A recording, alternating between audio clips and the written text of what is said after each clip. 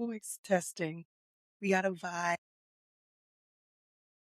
Hello, testing. We got a vibe check going on, guys. Oh, I'm all over the place.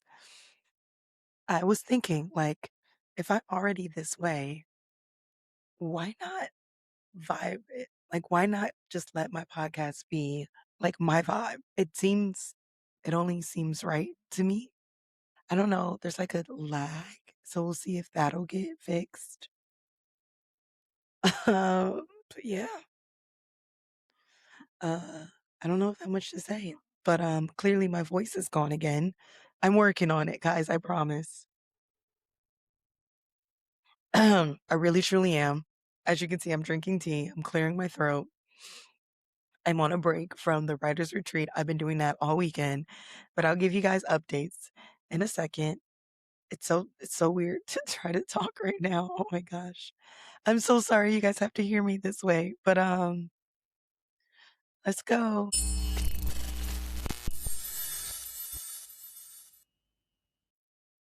Quick pause, because if you love dark stories that don't flinch, Olympic War isn't a soft love story. It's violent, it's chosen, and it cost everything. Through war, betrayal, and survival, Moonstone fights for devotion that refuses to die. This is a Black, multicultural dystopian series about power, sacrifice, and what rises from the ashes. Olympic War and Phoenix War. Read them wherever books are sold.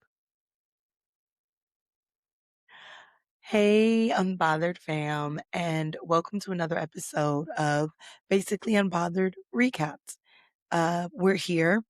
I don't have a voice, and we're just gonna keep it pushing. We're just gonna keep going. We're gonna keep the vibe going.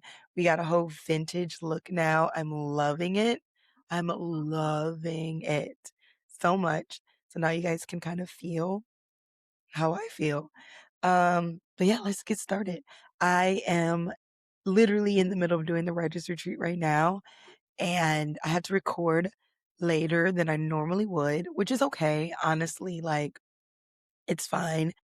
How do I feel about the writer's retreat? I plan on like fully talking about that in the next recapped episode, but I'm excited for the people that I've gotten to meet. We went down to the Eastern Market today, and that was really cool. I got this hat, which I love. I also got like a body spray, and I learned a new way to use an emulsifier. And the like business person in me is so happy right now, or just the like earth witch in me is so happy, and finding ways to like make sprays and getting to talk to more people. Because when I started like my business, I didn't really have anyone to talk to about it. Like I just didn't. And so it was really hard for me. And now going out and communicating and getting to connect with people and talk to people, so excited for. Like, that is a beautiful thing of my anxiety just kind of escaping me, is that now I can fully like live in myself and get to talk and discuss with more people and not be so afraid. So I'm really, really, really enjoying that. There's obviously pros and cons to this, but like I said, we'll discuss it more later on as it comes to a close. My biggest thing right now is just having to wake up so early, because I don't like waking up early. And I've accepted this about myself at this point. Like, I don't need to wake up early. I don't need to fall into all these things. I don't need to do this. I can just be me, and that's good enough. And it's a beautiful like realization that I've had. Um, but like, I don't need to do all those things. Everything is just okay if I'm just me. So that was the hardest thing. But let's get into some topics that we have to discuss. The first one being the Different World spinoff. A Different World has announced that they are doing a spinoff, and it's coming out this freaking fall. Like, what? What do you mean? I'm so excited. I was talking to my friend about it, and apparently this is going to be like with the original cast, which makes me so excited because I love A Different World. I watched it later on in my life. I've watched it a couple times. Whitney and Dwayne were goals. I don't know if that's like if they should be goals, but Whitney and Dwayne were goals for me. So it's so exciting. I really want to see it, but I don't know. I don't know if I don't know if it's gonna like be at the same level. So it's titled A Simply Different World. It is slated to premiere on Netflix fall 2026. It says the story centers around Deborah Wayne, the daughter of the original characters, Whitney Gilbert and Dwayne Wade, and she begins her freshman year at their alma mater, historically black college, Hillman College.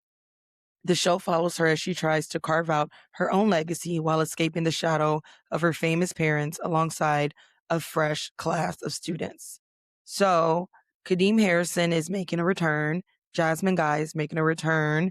They said other returning faces will include Cree Summer and Charnel Brown.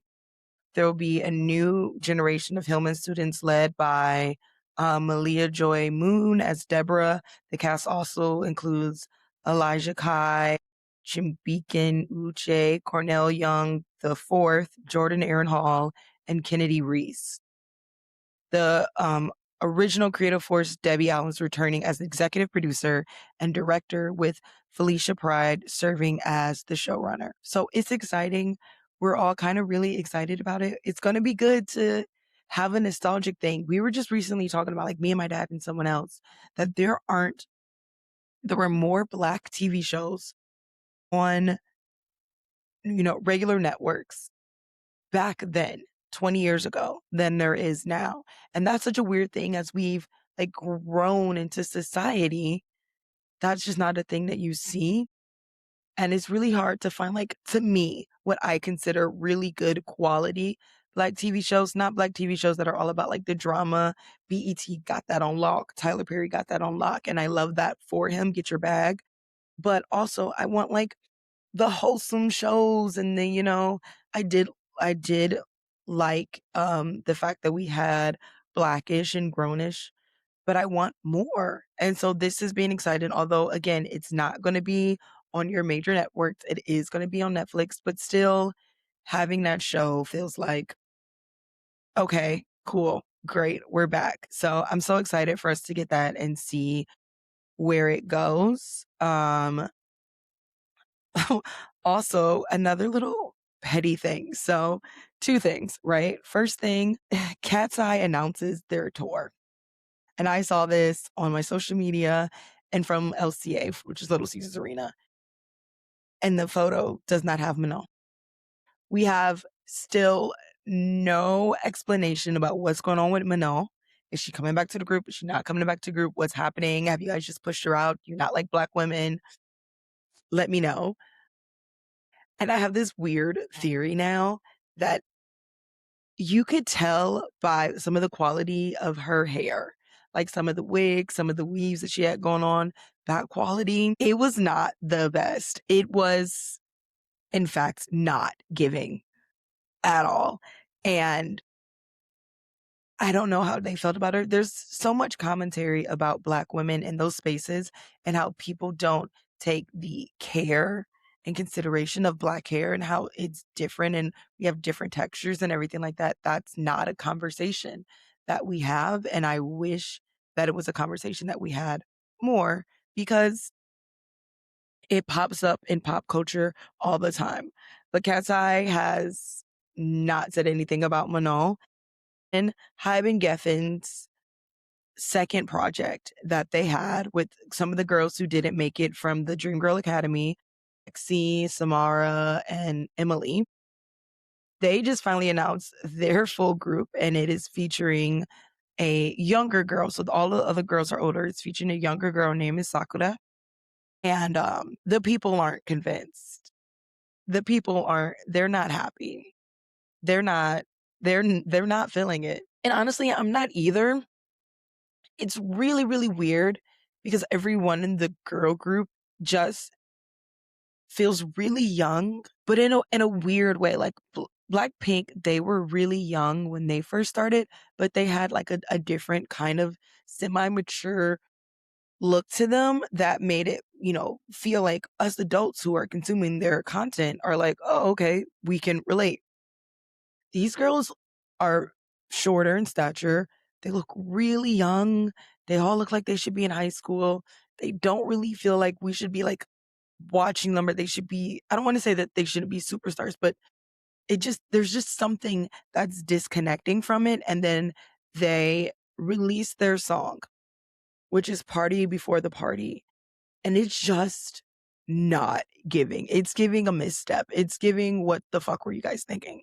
Like, how did we get here? How did we get here? Like, how do we fix this? How do we make this better? I don't know. Legitimately don't know. But it's not the vibe. It's just not even if the song wasn't so weird, and even the dance, which is like Party Before the Party, it's just, oh, it's just giving like teenage kid group energy. And maybe that's what they're going for, but I don't even know who their target audience is, but the vocals weren't giving when they did their performance. And it was just not good. It was just not good. Geffen and Hype are not having a good time right now.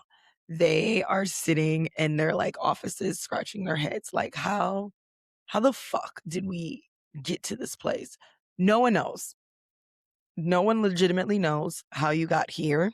Go back. Redo it. Reverse this. how do we stop this from happening? We don't. We're just stuck here now. So lo siento. That's just the vibe we have now. But while all of this is happening, Mano quietly drops a song called Diva. And guys, I listened to it. It's worth a listen. It's worth you, and it's on Apple Music. It's worth you listening to it. It's worth the download. I haven't seen it like make big waves on the social media that I'm on, but that doesn't mean that it's not making big waves. That just means that I personally have not seen it. But that being said, the funny part is it's called Diva, and people feel like it's making a hint, like giving us a little like, this is what the problem is. And my big issue with this is just the continuing conversation about Manal being lazy. Meanwhile, she's working. We are talking about Manal being lazy and not wanting to work, but she's had, collabs with Tommy Hilfiger. She's had collabs with so many people. Coach, like, she is in fact working. But the question that we have and it's basically on basically Unbothered, just like the one with the guest, is that, are we so stuck in this hustle culture that we don't even pay attention that this isn't what everybody is about? Everybody in the world isn't obsessed with hustling like we are. Everybody in the world isn't obsessed with working when you're sick, working when you're tired, not giving your body the time to rest. People legitimately do take breaks for their mental health, for their health in general. And that's one of the things that Manal said when she was interviewed. Like, they call me lazy. And it just was simply that I did not know that this was the culture here. And maybe they should have explained it to me better. But where I'm from, this is what Manal is saying, where I'm from, we rest. And so it's funny that, some people might see it as a diva, but is she a diva, or is she just holding to the standards that she created, or that was, the boundaries, the standards, all these things that she wanted? Does that make her a diva? Or does that make her what we are telling people that they should be in 2026 anyways? If we're telling people to set their boundaries and rest and protect their peace, but you can't do it if you're a celebrity? No, that's not how it works. And the problem is because we want to consume the media so much that we don't actually give the celebrities a time to break. Like, I remember when Blackpink didn't come out with an album for like 2 years and did suck. But it's also like, they're touring, they're doing their own thing, they're being individuals. Why do we require them to give us something on our timeline, regardless of where they're at personally? I don't know. I really wish that we had an answer to this home and all thing. It frustrates me. And um, it just, I hope that whatever comes to her beautifully. And I don't wish ill on the girls. Maybe rebrand, maybe do something else, but like, don't say that you're only going to be, it's the six of us or nothing. It's the six of us or nothing. And you don't mean that. Because we'll all remember. Social media will remember. The video lives for life. So figure it the fuck out. Because if it's the six of you or nothing, why are you premiering this tour with only 5? How long is this hiatus that we started at the beginning of the year going to be? I don't know. That brings me to another question. I was at a dance competition and I have feelings about that dance competition. First of all, it was in Troy, Michigan. If you fucking know, you fucking know. Like, I want that to be the first statement. If you know anything about Troy, Michigan, you know. People think that like anywhere near Detroit is so diverse and so ethnically open. It's not. It's not. And that competition that I went to showed it. Because how do you have an entire group of girls that are all Black from one school? There's only one school that has an all Black group of girls, and they're the only school that doesn't place. Not even win, not even get first, second, or third, doesn't even place. What does that say? That's weird as fuck.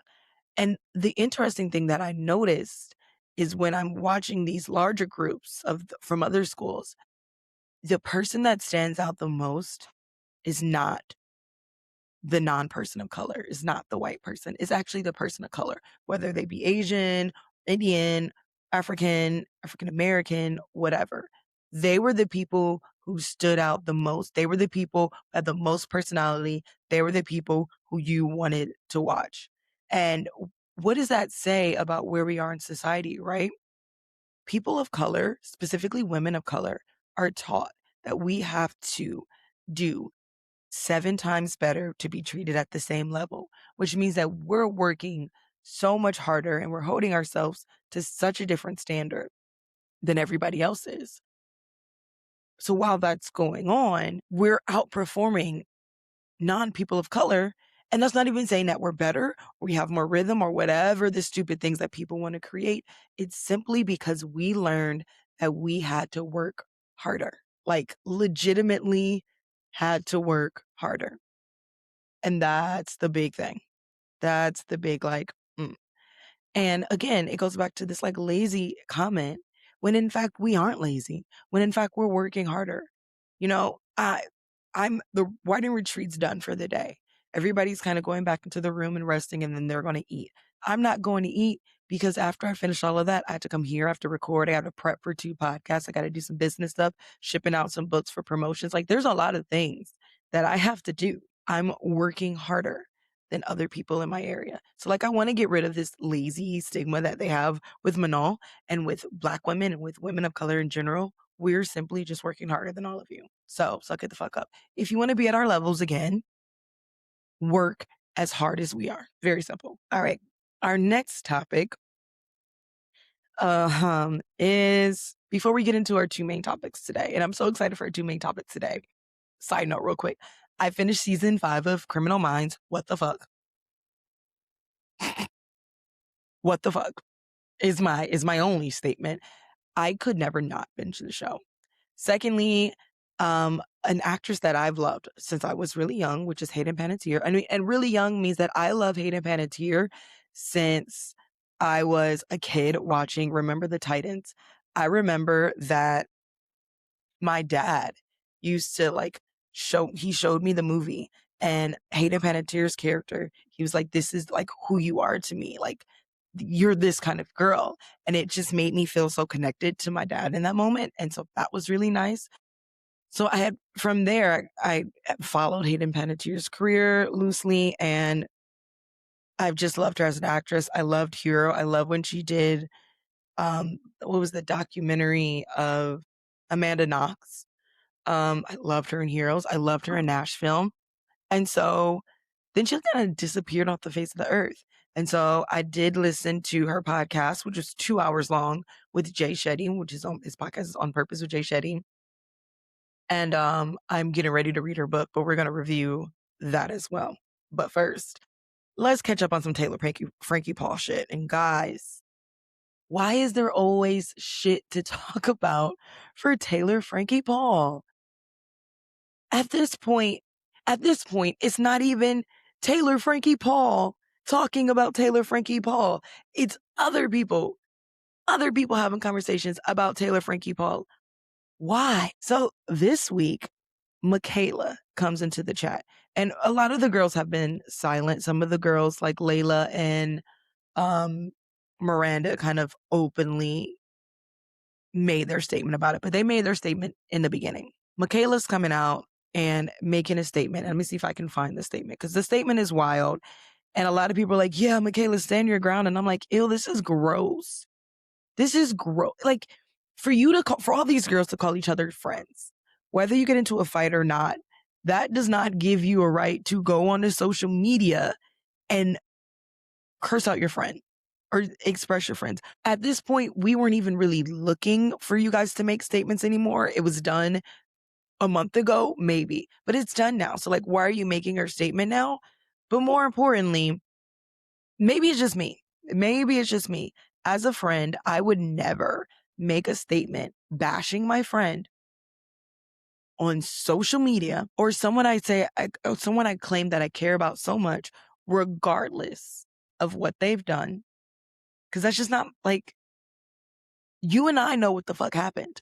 There have been so many people in the span of me doing this podcast who have done me fucking wrong. Have you ever heard me bash them? Now, sometimes I'll communicate like this happened or that happened, but you guys have never in your lives heard me bash them. What's the need? There is no need. What's the purpose? There is no purpose. For what? It literally gives me nothing.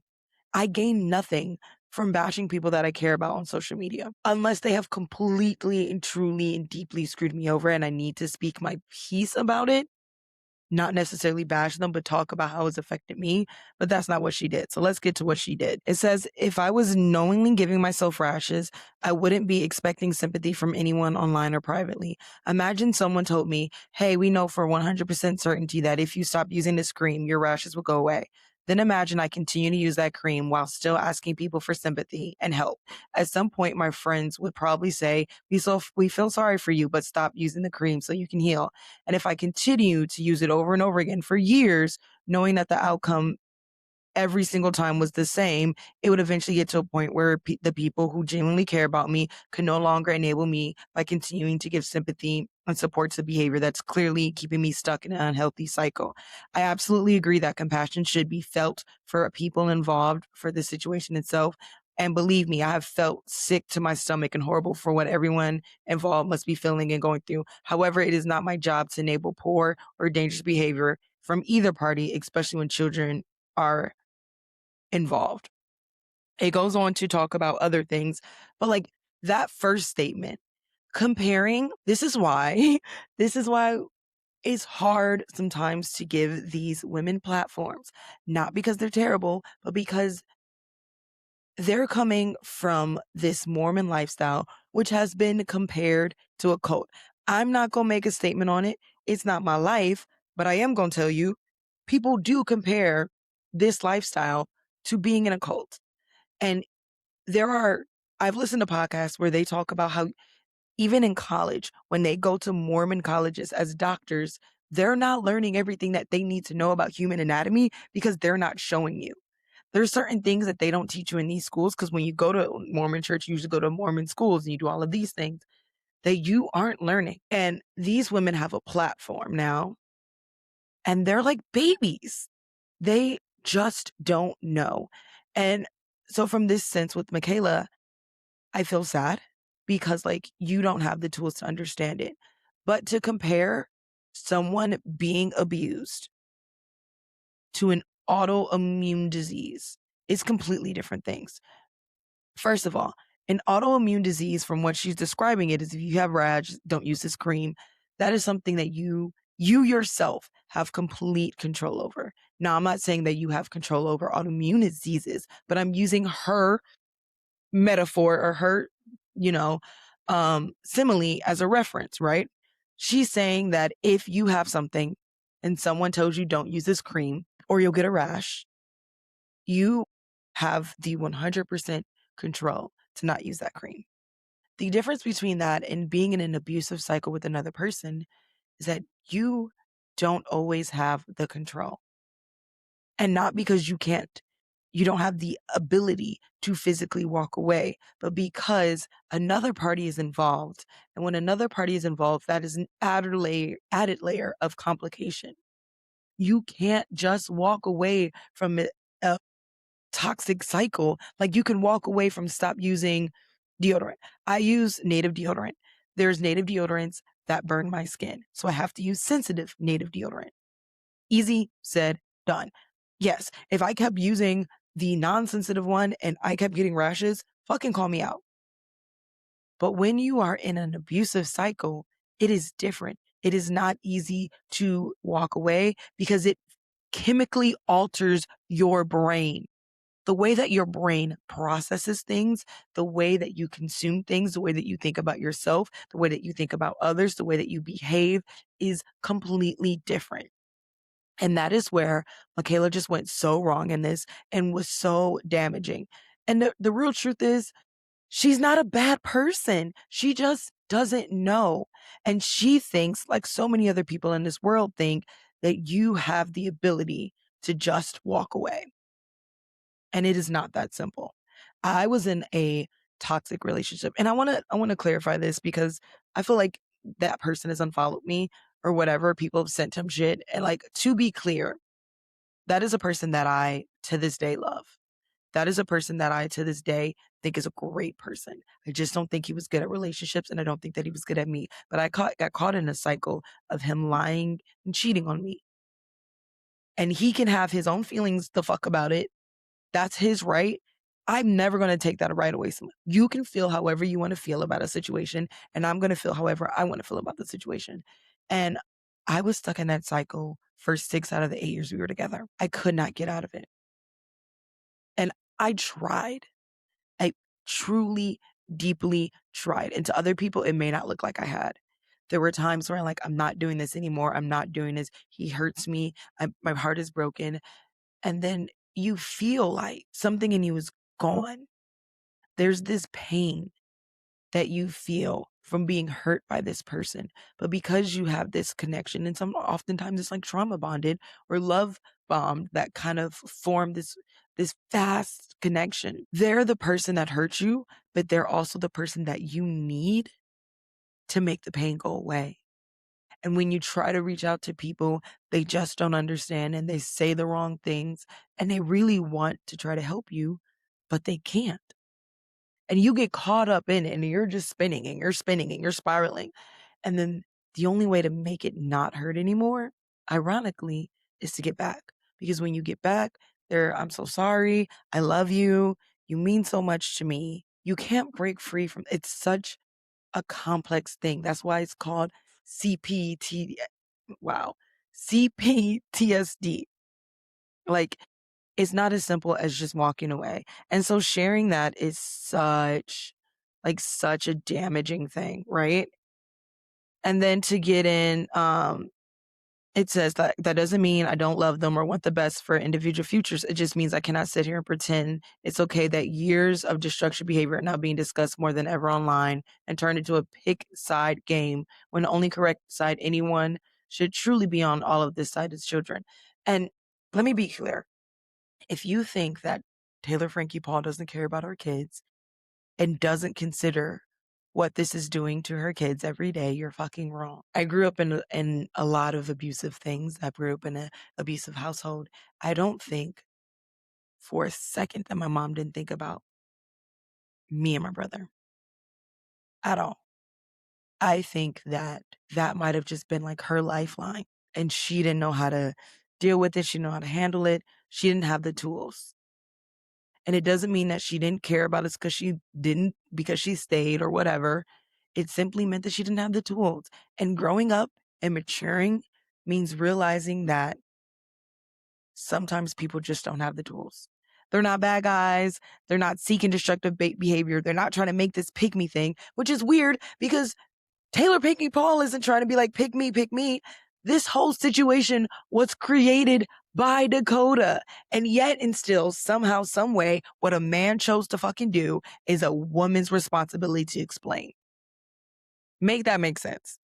What a man chose to fucking do is now a woman's responsibility to change, to explain, to fix, to do all of these things for. It has been proven, for the most part, even the judge says, it is clear Dakota is the main aggressor in this situation. And yet, somehow, some way, people are still blaming Taylor. Oh, well, your behavior was destructive. How the fuck are you supposed to behave when someone's abusing you? Please tell me. How do you think someone's supposed to behave when they're being abused, when their brain chemistry is being altered, when they're in fight or flight, when they cannot fully respond to anything because they are being overwhelmed and overloaded? How should someone behave? They tell you that when you grieve, there's no right way to grieve. Everybody grieves differently. So why do you expect her to behave a certain way that you expect? Because you think that you would have handled that a certain way, which is weird because Michaela has things that are going on.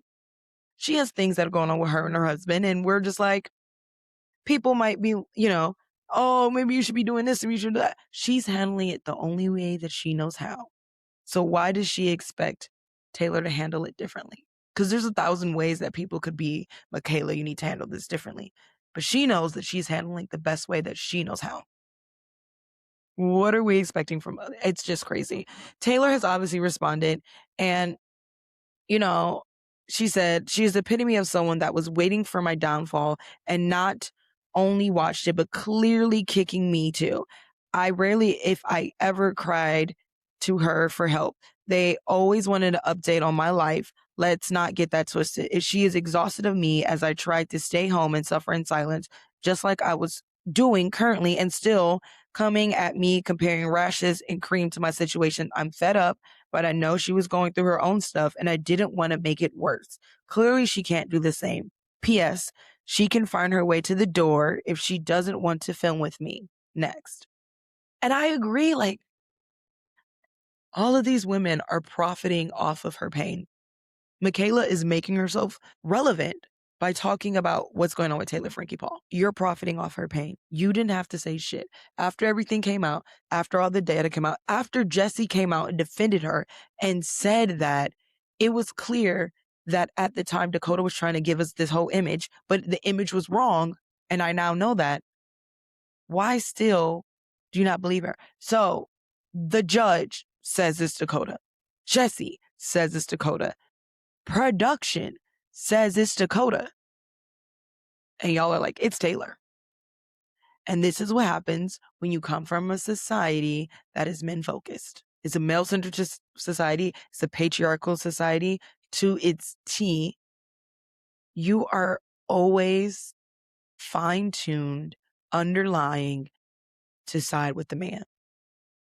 Because that is how they are taught from childhood to adult. And that is their big issue, is even though everything's coming to clear, they still feel like it's Taylor's responsibility to walk away from what a man is doing to her. Not that it's the man's responsibility to not do it to her in the first place. And that's just where it's fucked. We're putting all the responsibility on Taylor because she didn't walk away, and we're not putting any responsibility on Dakota because he did the behavior. For the love of Moses, guys, how do we get better? Like, how do we do that? I don't even know. But we're gonna leave that. Hopefully we get more updates. I had more to say, but it's a lot. Dealing with it a lot. I can't even imagine how Taylor is doing. I love that she is sharing what other experts on social media have been talking about this and how this has created a bigger conversation around all of these things. And I hope that we can continue to have that conversation. And I hope that it can continue to give us understanding and growth. Personally, I do want to say that the saddest thing is that what Taylor said in another post that I didn't read is right. She has not considered what her words have done to other women. She's so focused on trying to get back at Taylor, trying to hurt her, trying to make her statement for Taylor, that she hasn't considered that her words might actually be damaging other people now. And that's my take on it, guys. We're going to get off of this and we're going to start talking about some criminal minds.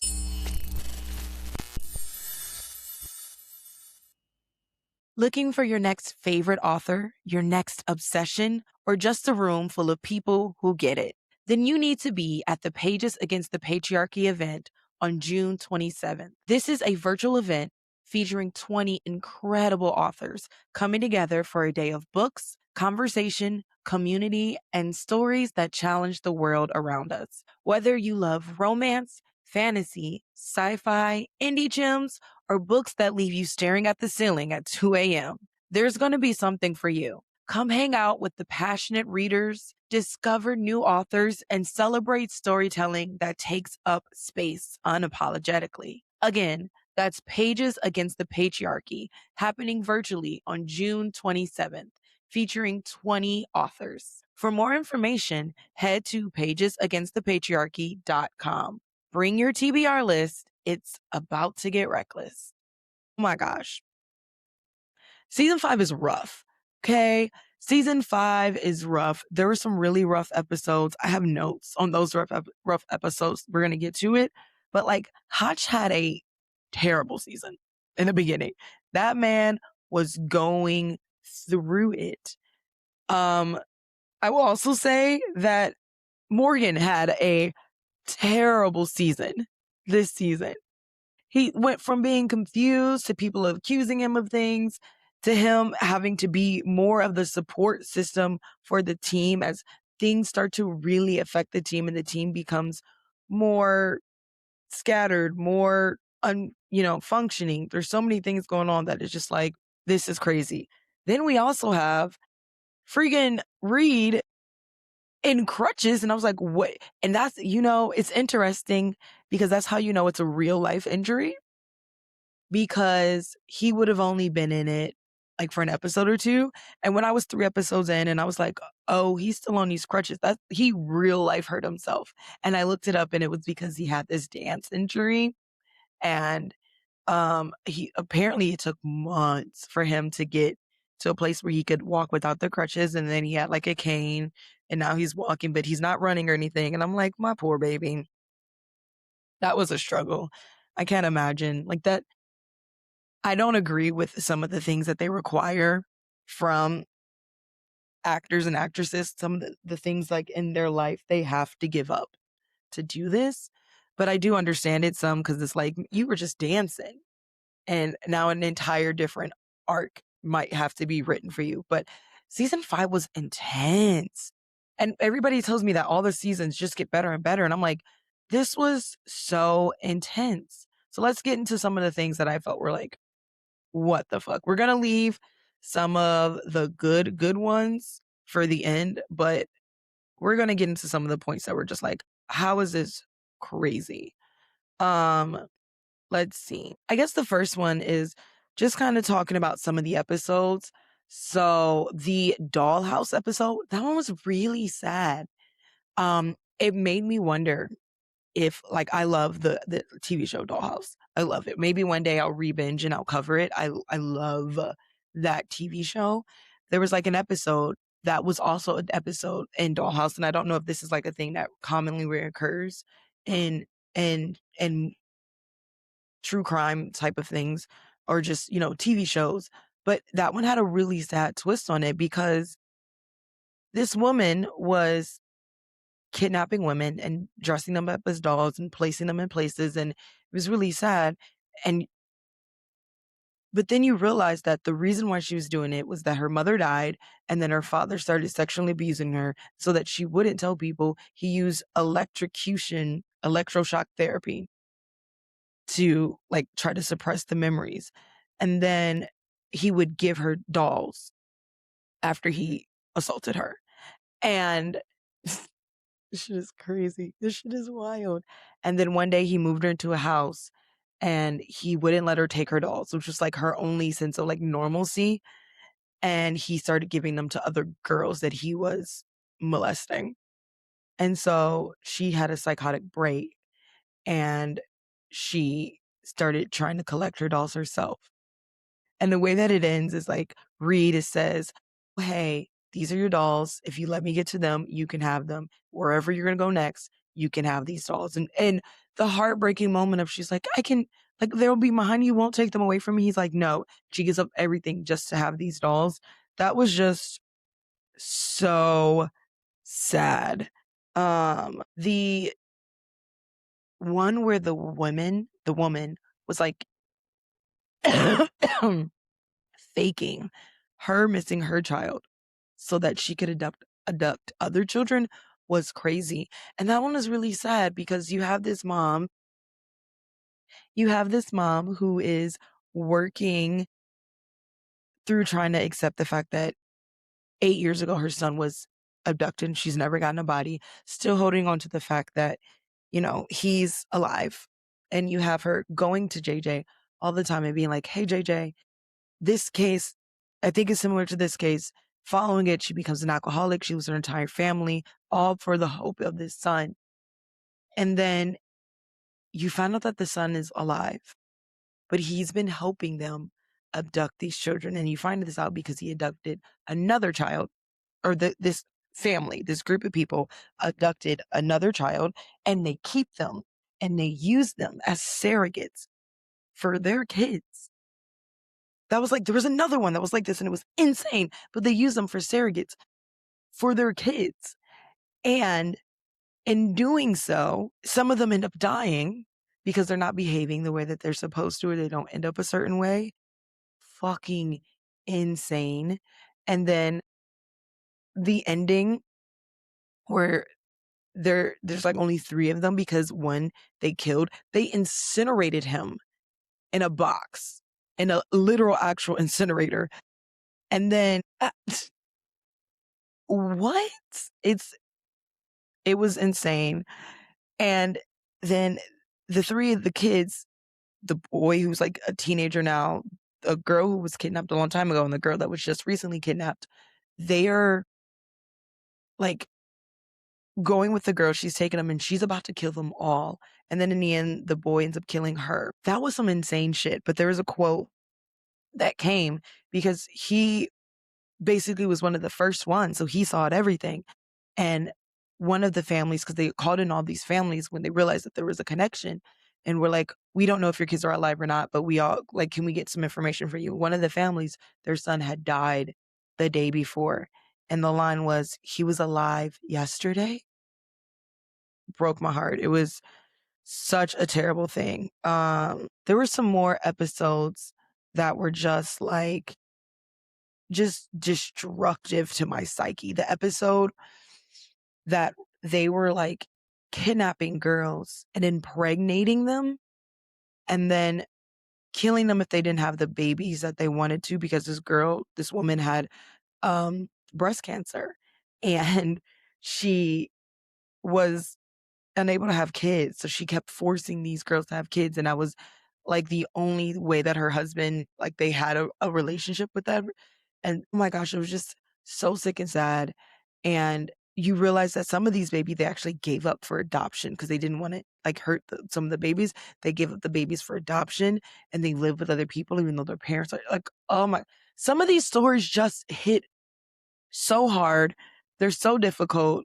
The spinoff episode was interesting. Them trying to introduce a new kind of spinoff to Criminal Minds, which we saw like with the Rookie, and they did the Rookie FBI, and that didn't really last that long. And then we got some of the characters back from that. They did another one, and that episode was interesting. I love it. You can always tell though when it's a spinoff episode, when they're trying to introduce new people in a new show. You can always tell. I could tell with Bones. I could tell with Criminal Minds. I could tell with all of them. And so I immediately like Googled and was like, what is this? Is this a spinoff episode? And they're like, yeah. And I'm like, okay, great. Glad that I know this. But the to me, the biggest like there's things that other characters went through, there's things that Prentice went through, there's things had a really hard time coming to terms with the fact that they couldn't alert the people and the media about a potential anthrax threat. And JJ struggled with like her kid and not being able to tell her family. And like that was really difficult to watch and see. There were times that they really went through it. There was a theme for like JJ about her being a mom and that affecting, how she sees things and how she does things. And I'm a little bit into season 6, episode 1, and that kind of comes out again. And I love that like depth that these women aren't like JJ's not any less effective because of the fact that she's a mom. She is just simply considering things differently now. And her mindset, the way that she approaches things is different. And it sometimes helps with the case. And I love that. Reed, obviously, with his thing, I was kind of looking it up and they said Reed felt like he was getting colder. I didn't personally see that, but that's not me. But Hutch and Morgan, to me, had the biggest struggles and the biggest challenges through this. Hutch obviously had the biggest. Hutch's family, Hutch gets eeked, and his family has to go into hiding, and that changes how he's respond. And Derek's really worried about him getting out of the hospital and his family, and him not being there. And how do we figure this out? Like that's a real concern and fucking fair because like, what are we doing here? Um, And, Morgan was really concerned about how it was affecting the way that he did things and he acted, and it did affect him for a bit. But then they kind of reconciled. But then Hotch is starting to get so much pressure from overhead, and I keep forgetting what her name is, but from up above. And he's getting pressure that he's no longer going to be the leader of this team. And it was all because of Foyette. He not only was he losing his family, but he might have lost the job that he loved because of Foyette. So what he ends up doing is putting pressure on Morgan without telling him, which was kind of like fucks. Like, we're a team. Just give me a heads up. And he tells Morgan that he wants Morgan to lead the team because he has to step down. Because if he doesn't step down, it won't be a step down. They'll probably just take him off the team. And you're kind of just like, that's actually really sad. We heart Hodge. We want him to stay. We don't want him to get off the team. But regardless, that goes on, and it's just so freaking much, and it's a lot.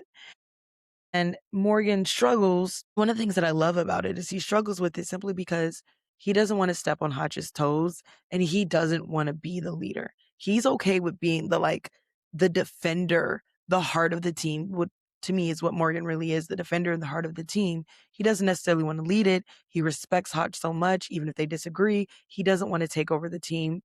And seeing him have to do that in the episode where, he's reaching out to relative of a victim, and they have kind of like this almost like brother sister kind of thing going on, even though Garcia was so worried that he was like attaching feelings. And when she appeared in the next episode, I was like, ooh, what's happening? But it was nice for him to kind of show that vulnerability. Like, actually, I'm afraid about being a good leader, and him get to show that. It was interesting for the looks and side glances that everybody else was giving him, but it was nice when they were like, "Oh, here you go, Morgan." Because he didn't want to take Hodge's, like he really didn't. He didn't want Hodge's job. He didn't want to take his space. He didn't want to take his office. He was like, this is all Hodge. I'm just here to like be here for a second. I don't want this." And that was something that was really reiterated through all of it. But he did a fantastic job. He did. Shout out to him. Um, the hard part though was how the Hotch Morgan Foyette thing came to end, and the episode starts and you like know what's going on, and it starts with them being interviewed, and you're like, oh fuck, something happened, and you're just hoping that it's not what it is, but it ends up partially being what it is, which is Foyette found his family, and when Foyette found his family, he destroyed, literally, that's the best word to say, he destroyed the agent that was sent was with them to protect them. And then he found out he convinced Haley to give up where he lived, and everybody's kind of following and catching on and like keeping up with him because they started to learn more information. And Hodge is on his way to try to get to them. And he's talking to Foyette and he's like, please don't do this. Please don't do this. And Foyette's like, oh, well, there's your wife or your ex-wife and there's your kid. Do you think your kid with the gate? And they end up being at like the old house. Then Foyette calls Hotch again and he's like, hey, and he has Haley call him. And she's like, what's going on? And then she's like, you're not dead. And he was like, no, because they told Haley that he was dead. And then she realizes that this guy's the guy that she's been hiding from and that he was protecting her from this entire time. And she kind of just has this moment and she's like, okay, well, shit. And she kind of realizes that she's going to die. And I think that both Hodge and her realized that they were going to die, and the step was to protect the son. And the way that he protected the son was the sweetest thing ever by telling him to go work on the case. And then they have a flashback eventually because this is all done through interviews. So they're interviewing every different member of the BAU team, and they're trying to figure out this information. And they get to this place, and they're like, "Oh crap! Well, shit." But you get this beautiful like place between them where they're talking about it, and it's so cute how he saves his son and you get to see that. And it's this moment where his son liked to just hide in this little cubby place in the office and he would tell, hey dad, I'm working the case. And like his mom knew and Haley and Hotch knew, but Foyette didn't. And it was just crazy. It was a lot. It was so much to see. It was so much to go through. That was so stressful. And I was like hoping that they were going to save Haley, but they didn't. Then the next one is the funeral and they have another case and Hotch has his kid to take care of now. So what is he going to do? Is he going to give up his, future with the BAU? He's going to give all that up. They offered him retirement. Does he give all that up to take care of his son?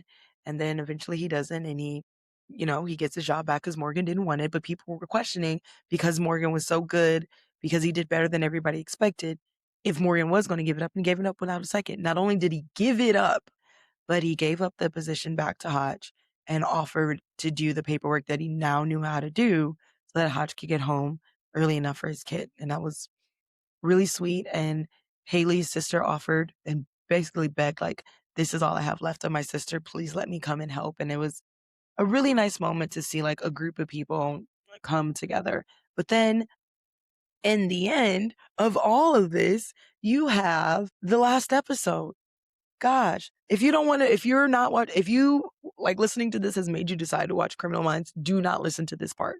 You get to the last episode and they're following this really weird killer that like does I can't even say it podcast wise. I guess I could. He murders the husband. He rapes the wife and makes the husband watch. And then when he murders the husband, he makes the wife watch. And they learn that he's been doing this a really long time. And there's this detective that they come in with, and he responds to the kid weird. And Morgan picks it up. And I also picked it up. I was like, this is such like, he's not wanting to get any information that they needed. He's kind of just like answering the questions for the kid and everything. And you get to this place, and then you find out that one of the first victims that this serial killer, like his first victims, was the detective's family. And the detective just didn't remember, and his remaining family didn't tell him. And then you realize that this guy is actually just trying to get to this guy, and he thinks that the detective's career is all to the serial killer. And there's a rush, and Morgan's with them, and they're trying to get to his sister's apartment, and she's not there. And then they end up at a house, and his sister and his daughter, the detective's sister and the detective's daughter, are there. And this is the part where it gets fucked. Morgan's like, we need to stay together. They don't stay together. Morgan goes alone. He gets fucked up by the guy. Then the other guy comes in. He won't shoot the guy because the guy has a gun to his daughter. And he's like, yo, what do I do? And he's like, no, I just want to protect my daughter. And then in the end, the detective ends up getting shot only after the serial killer makes Morgan promise to the detective who's about to get shot that he will find his daughter. And it's like crazy and it's insane. And then you end the episode and the guy shot dead. The serial killer kidnaps the daughter, and Morgan and the sister are just left there. You're like, my poor baby Morgan, he went through it. He went through it. He gave his all to the team, and then he ended up busted in the end. So that's kind of how that went. It was crazy. It was insane. And I realize now that we don't even have enough time to talk about the podcast with Hayden Panettiere. So we're gonna have to make that a special episode for all of you guys who are paid subscribers. I'm gonna make it a special episode. Hopefully, cross our fingers. I don't have it in me today. I will record it soon though, because I have my notes and I really want to talk about it. It's not going to be a long thing. It's just going to be an added bonus. So look for the bonus episode coming real soon. And thank you guys so very much for tuning in to Basically Unbothered Recapped. It means so much to me. Please don't forget to follow us on social media. Follow us, like us, share, review, comment, all that jazz. And just tell everybody that this is your new favorite podcast. Until next time, guys. Bye. Gabi Gabs Podcast.